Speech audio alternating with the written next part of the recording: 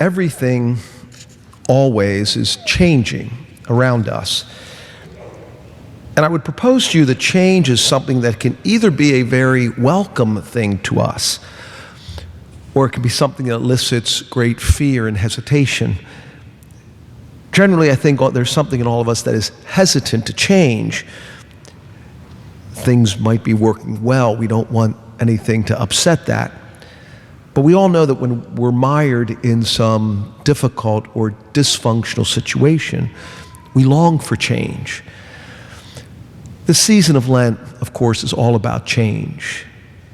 It's about our focusing on the most necessary change needed for all of us, a turning away from the dysfunction of our sin and being reconciled to Christ. It's about ridding ourselves of those pride-filled and selfish tendencies so that we can become more like who we are and who we are called to be. The Son of God that each of us has become in adoption by baptism. Today's gospel is an example of a most wondrous type of change. Jesus takes Peter, James, and John to the high mountain. He is transfigured before them. St. Matthew describes this shocking physical change of the Lord so that his face shone like the sun and his clothes became white as light. Of course, Jesus does not change in any substantial way. He does not become different. But he reveals to Peter, James, and John his true identity in that physical change that is so dramatic.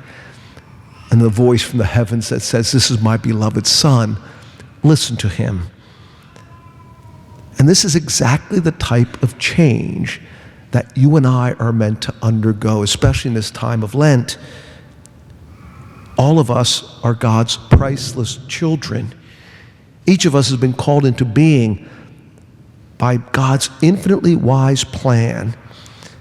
And he has made us from the blueprint of his mind in a perfection that must be, since it comes from him.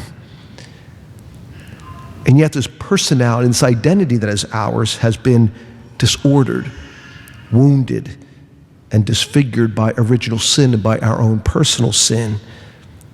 Our tendencies now are not to the order and goodness of God, but to the disorder of our sin. And so our sin, in a sense, obscures our identity as a child of God. And so we need to go up this mountain of our Lenten journey.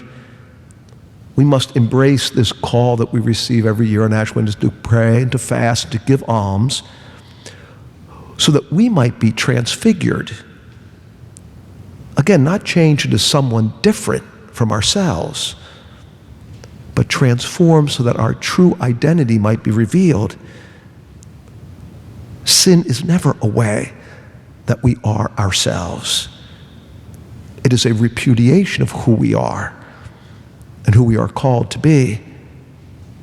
We see this call referenced in the first reading from the book of Genesis. Abram is called to go forth and to undergo the change that God has planned for him. God says, "I will make of you a great nation. I will bless you, and I will make your name great." And here's this great insight of our spiritual life. We cannot change ourselves. God changes us. And he offers us that change always and in every situation of our lives.